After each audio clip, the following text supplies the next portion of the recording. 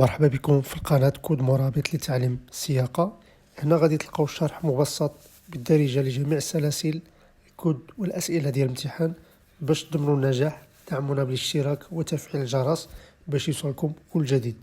نبداو الشرح على بركة الله. سؤال رقم 11: التسبب في حادثة والقيام بالفرار كتعتبر جنحة. إجابة رقم 1. مخالفة. إجابة رقم 2. غادي نتعرض بالتوقيف رخصة السياقة. نعم. إجابة رقم 3. لا. إجابة رقم 4. الجواب الصحيح هو رقم 1 و3. إلا تسببتي في شي كسيدة وهربتي، هاد الفعل كيتعتبر جنحة ولا غير مخالفة. جنحة هي جريمة خطيرة، العقوبة ديالها كتكون قاسية وفيها الحبس والغرامة كبيرة. مخالفة هي مخالفة بسيطة والقانون عقوبتها غالبا كتكون غرامة مالية وصافي. في حالة ديال الكسيدة مع الهروب، القانون كتعتبرها جنحة حيث فيها خطر كبير وعدم تحمل مسؤولية. واش هاد الفعل يعني الكسيدة وهربتي غادي يخليني نتعرض لسحب رخصة السياقة؟ نعم. بما أن الهروب في مكان الحادثة كتعتبر جنحة، فالعقوبة كتكون مشددة. من بين هاد العقوبات كاينة إمكانية كبيرة أن البيرمي ديالك يتسحب منك لمدة معينة كجزء من العقوبة.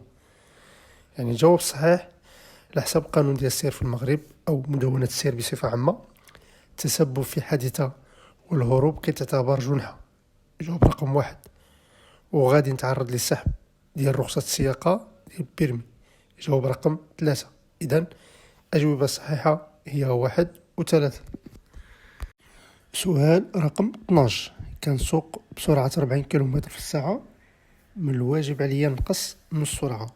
نعم. إجابة رقم 1. لا. إجابة رقم 2. إجابة الصحيحة هي رقم 2. البلاكة اللي كاينة في الصورة هي علامة تحديد السرعة، كتعني أن السرعة القصوى المسموح ليك تمشي بها في هذا الطريق هي 40 كيلومتر في الساعة. السؤال كيقول كنسوق بسرعة 40 كيلومتر في الساعة، واش واجب عليا نقص من السرعة؟ بما أنك غادي ب40 كيلومتر في الساعة فأنت غادي بسرعة قصوى المسموح بها، يعني محترم القانون. إذن ماشي من الواجب عليك تنقص من السرعة طالما ما كاين حتى شي خطر بحال شي راجلين كيقطعوا أو ملتقى الطرق أو منعرج. الخلاصة هنا يمكن لك تكمل السير بسرعة 40 كيلومتر في الساعة، ولكن خاصك ديما تكون الساعات تنقص السرعة إذن كان شي خطر. إذن الإجابة الصحيحة هي رقم 2. سؤال رقم 13: في الملتقى الطرق اللي جاي نعطي الأسبقية لليمين. نعم. إجابة رقم 1. لا. إجابة رقم 2. الجواب الصحيح هو رقم 2. هاد العلامة كتعني طريق كبيرة، يعني أنا اللي عندي الحق الأسبقية في الطريق. ملي كنشوف هاد العلامة خاصني نعرف بلي أنا عندي الأولوية، ماشي اللي منين واللي جا. ولكن مع هادشي كامل ماشي كنسرع وندوز دغيا، لا، خاصني نقص من السرعة ونشوف مزيان من بعد ندوز أنا الأول. يعني في الملتقى الطرق اللي جاي ما كنعطيش الأسبقية لليمين، حيت أنا اللي عندي الطريق كبيرة، أنا اللي عندي الأولوية. وخا أنا عندي الأسبقية خاصني نكون ديما واعي ونشوف شكون جاي باش نتفادى الخطر. إذن إجابة الصحيحة ورقم 2. سؤال رقم 14: كاين خطر انزلاق في هذا الطريق؟ نعم. إجابة رقم 1. لا. إجابة رقم 2. من الواجب نقص من السرعة. نعم. إجابة رقم 3. لا. إجابة رقم 4. هنا الصورة ديالنا كتبين لنا أن الطريق فيها أشغال، كاين شاحنة ديال الخدمة، أقماع برتقالية، وعامل كينظم حركة السير بعلامة قف. السؤال ديالنا كيقول واش كاين خطر الانزلاق؟ نعم. ملي كتكون في شي منطقة فيها الأشغال ديما كيكون احتمال كبير تلقى على الطريق حوايج اللي يقدروا يسببوا في الانزلاق، بحال الحجر الصغير، التراب أو الغبرة، بقع ديال الزيت، مازوت من الشاحنات أو الماء مرشوش. واخا الطريق تبان لك ناشفة، القاعدة كتقول أن المنطقة أشغال ديما كتعتبر فيها خطر انزلاق وخاصك تاخذ الاحتياطات. سؤال 2، واش من الواجب تنقص من السرعة؟ نعم، جواب رقم 3. هذه مسألة ضرورية وواجبة. فاش كتقرب من أي منطقة فيها الأشغال، أول حاجة خاصك ديرها هي تنقص من السرعة بزاف. هاد الشي كديرو باش تحافظ على السلامة ديال الخدامة في الطريق، تكون مستعد لأي خطر مفاجئ بحال حركة غير متوقعة ديال الشاحنات أو تغيير في المسار. تقدر تسيطر على السيارة ديالك بسهولة فوق أي مادة تقدر تسبب في الانزلاق. العامل اللي هاز العلامة كيف هو دليل قاطع أنك داخل منطقة خاصة، كيوجب عليك التخفيض من السرعة والانتباه للإشارة ديالو. يعني الخلاصة هنا أي منطقة فيها الأشغال هي منطقة الخطر، لهذا واجب عليك تنقص من السرعة وخا تكون حذر من خطر الانزلاق. إذن الإجابة الصحيحة هو رقم 1 و3. سؤال رقم 15، واجب تطبيق تحديد السرعة فورا. إجابة رقم 1 على بعد 150 متر. إجابة رقم 2 عند المنعرج المقبل. إجابة رقم 3. إجابة الصحيحة ورقم 1. في الصورة كاينة علامة ديال الخطر، مثلث اللي كتعلمك باللي كاينة فراج منعرج على اليمين، وتحتها كاينة علامات ديال المنع، دائرة اللي كتحدد السرعة في 30 كيلومتر في الساعة. هنا خاصك تفرق بين جوج أنواع ديال العلامة. علامة الخطر مثلث، هذه علامة متقدمة كتعلمك باللي الخطر قبل ما توصل ليه، وبما أننا خارج المدينة فالقاعدة كتقول أن الخطر الفراج غادي يبدأ على بعد 150 متر من العلامة. 2 علامة المنع يعني دائرة، هذه علامة وضعية بمعنى أن القانون اللي فيها تحديد السرعة في 30 كيلومتر في الساعة كيبدأ يطبق فورا وابتداء من العلامة. علاش تطبيقي فورا؟ الهدف من تحديد السرعة هو أنك تدخل في منعرج خطير بسرعة آمنة اللي هي 30 كيلومتر في الساعة. إذن خاصك تبدأ تنقص السرعة ديالك مباشرة من عند البلاكة باش توصل المنعرج اللي باقي ليه 150 متر وانت غادي بسرعة المطلوبة. الخلاصة هنا الخطر الفراج كاين على بعد 150 متر، ولكن واجب عليك تبدأ تطبيق تحديد السرعة ديال 30 كيلومتر في الساعة فورا من عند العلامة. إذن إجابة الصحيحة ورقم 1. سؤال رقم 16، من الواجب علي نوقف عند العلامة؟ نعم، إجابة رقم 1. لا، إجابة رقم 2.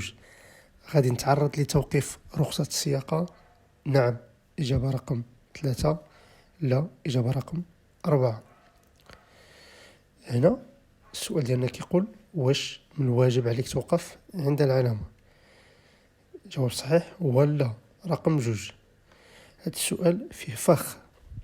علامة قف يعني ستوب كتفرض عليك الوقوف الإجباري والتام، ولكن ماشي بالضرورة عند العلامة بالضبط. القاعدة الصحيحة هي إذا كان شي خط أبيض متصل مرسوم في الأرض قبل العلامة، قبل الكروازما، واجب عليك توقف عند الخط. إذا ما كانش الخط واجب عليك توقف عند حدود ملتقى الطرق، يعني في آخر نقطة تقدر تشوف منها حركة السير اللي جاية من اليمين واليسار قبل ما تدخل الوسط، يعني الطريق. إذن الجواب الصحيح هو لا، حيث الوقوف كيكون عند الخط أو عند حدود ملتقى الطرق، ماشي حتى البوطو ديال العلامة. غادي نتعرض لتوقيف رخصة السياقة. الجواب الصحيح هو رقم 3. نعم، هذا الجزء كيسول على العقوبة في حالة عدم احترام علامات قف. حسب مدونة السير، عدم احترام علامات قف كتعتبر مخالفة خطيرة من الدرجة الأولى. الأولى، والعقوبة ديالها كتكون غرامة مالية 700 درهم. السحب 4 ديال النقاط من رخصة السياقة بما أنها مخالفة خطيرة، وفي حالة تكرارها أو إذا تسببت في حادثة فالسائق كيعرض راسو لعقوبات أشد، تقدر توصل حتى لتوقيف رخصة السياقة، سحب البرمي. إذن نعم، هذه المخالفة كتعرضك لخطر توقيف رخصة السياقة. إذن الإجابة الصحيحة هو رقم 2 و3. ما كتوقف عند العلامة، كنوقفوا عند الخط أو حدود ملتقى الطرق. عدم احترام علامة قيف هي مخالفة خطيرة، والعقوبة ديالها تقدر توصل توقيف رخصة السياقة. سؤال رقم 17. يتغير استهلاك الوقود على حسب الخاصية التقنية للعربة. نعم، إجابة رقم 1. لا، إجابة رقم 2. طريقة السياقة. نعم، إجابة رقم 3. لا، إجابة رقم 4. الإجابة الصحيحة هي رقم 1 و3. هذا السؤال كيسول على العوامل اللي كتخلي السيارة ديالك تستهلك ليسانس أو المازوت بزاف أو شوية. السؤال ديالنا هنا كيقول لك واش استهلاك الوقود كيتغير على حسب الخاصية التقنية للعربة. جواب رقم 1. أكيد نعم، ماشي جميع السيارات كيستهلكوا نفس الكمية ديال الوقود. الاستهلاك كيتبدل على حسب بزاف ديال الحوايج التقنية، منها المحرك، حجم المحرك يعني الموتور. السيارة عندها المحرك كبير كتستهلك الوقود أكثر من السيارة محركها صغير. وزن السيارة، كلما كانت السيارة أثقل كلما احتاجت قوة، وبالتالي وقود أكثر باش تحرك. الحالة الميكانيكية، السيارة الصيانة ديالها ناقصة، مثلا فلترات ديال الهواء يعني متسخين، أو ضغط الهواء في الإطارات ناقص كتستهلك أكثر. نوع المحرك، محرك مازوت ماشي هو المحرك ديال ليسانس. واش استهلاك الوقود كيتغير على حسب طريقة السياقة؟ نعم، طريقة السياقة عندها تأثير كبير على الاستهلاك. هذه هي اللي كتسمى السياقة الاقتصادية. السياقة العصبية، إلا كنتي كتكسيري بالزربة وكتفراني بقوة بشكل مفاجئ، السيارة كتستهلك وقود أكثر بكثير مقارنة بالسياقة الهادئة والسلسة. تغير مستويات السرعة يعني الفيتاس، السياقة بسرعة منخفضة مع استعمال مستوى السرعة عالي، مثلا غادي ب50 كيلومتر في الساعة. الفيتاس الخامس كتقتصد في الوقود. أما إلا بقيتي في المستوى سرعة صغير بحال دوزيام والسرعة طالعة في المحرك، هنا كتستهلك الوقود كبير بلا فايدة. السرعة العالية، كلما فتي واحد السرعة معينة غالبا 90 كيلومتر في الساعة، استهلاك الوقود كيبدا يرتفع بشكل كبير. يعني الخلاصة هنا في الجواب ديالنا، استهلاك الوقود كيتأثر بحالة التقنية ديال السيارة وبطريقة السياقة ديالك. باش تقتصد على الوقود خاص السيارة تكون في حالة جيدة وتسوق بهدوء. إذن الإجابة الصحيحة هو رقم 1 و3. سؤال رقم 18. إلا كان الممر خاوي ممكن اللي ندوز بلا ما نوقف؟ نعم، إجابة رقم 1. لا، إجابة رقم 2. الإجابة الصحيحة هي رقم 2. هنا في الصورة كاين علامة الخطر كتعلم باللي كاين سكة ديال القطار يعني التران القدام، وهذا الممر ما فيش حواجز أو ضوابط. والأهم من ذلك، تحت من هذه العلامة كاينة علامات قف ستوب. القاعدة ديال علامات قف هي قاعدة مطلقة وإجبارية، كتعني أنك مجبر توقف وتوقف تماركي ستوب بغض النظر على حالة الطريق. السؤال كيقول إلا كان الممر خاوي واش ممكن لي ندوز بلا ما نوقف؟ الجواب هو لا. باش قاطع واخا تكون كتشوف السكة مزيان وباينه ليك خاوية وما جاي حتى شي قطار، القانون كيفرض عليك توقف تماما عند خط الوقوف أو عند حدود الممر. بعد ما توقف وتأكد مرة أخرى أن الطريق آمنة، عاد يمكن لك تكمل طريقك. الخلاصة هنا: علامة قف كتعني الوقوف الإجباري في جميع الحالات، وما يمكنش تدوز بلا ما توقف وخا تكون طريق خاوية. إذن الإجابة الصحيحة هو رقم 2 لا. سؤال رقم 19: بعد هاد العلامة يمكن لي توقف. نعم إجابة رقم 1، لا إجابة رقم 2. الوقوف نعم إجابة رقم 3، لا إجابة رقم 4. الجواب الصحيح هو رقم 2 و4. بالنسبة للعلامة الدائرية الزرقاء اللي فيها علامة إكس باللون الأحمر كتعني ممنوع الوقوف والتوقف، يعني ممنوع ديرهم بجوج. أما العلامة الصغيرة تحت منها وفيها سهم طالع الفوق وسهم هابط لتحت هي علامة تذكير، وكتعني هذا المنع كيطبق قبل وبعد العلامة. إذن السؤال كيقول بعد هذه العلامة يمكن لي توقف، يعني تستاسيوني. الجواب هو لا، لأن العلامة كتمنع التوقف. وجوج الوقوف يعني توقف دغيا وتنزل شي حد. الجواب هو لا رقم 4، لأن العلامة فيها علامات إكس اللي كتمنع حتى الوقوف. كو كانت في العلامة غير شرطة حمراء وحدة مايلة كانت غادي تكون كتعني ممنوع التوقف فقط، ولكن الوقوف كيكون مسموح به. يعني الخلاصة هنا هاد العلامة كتمنع الوقوف والتوقف بجوج، قبل العلامة وبعد العلامة. إذن الجواب الصحيح هو رقم 2 و4. سؤال رقم 20: الشتاء نزلة مجهدة يمكن لي نسوق بالأضواء الواضعة وحدهم. إجابة رقم 1. أضواء التقابل إجابة رقم 2. أضواء الضبابة ديال القدام إجابة رقم 3. أضواء الضبابة ديال الخلف إجابة رقم 4. الجواب الصحيح هو رقم 2 و3.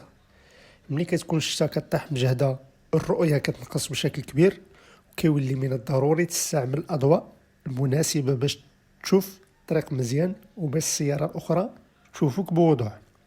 القاعدة في هذه الحالة: أضواء التقابل جواب رقم 2 هما الأضواء أساسية والواجب عليك تخدمهم، هما اللي كيضويو ليك الطريق قدامك لمسافة كافية، والأهم هو أنهم كيخليو السيارات الأخرى تشوفك مزيان بلا ما تعميهم.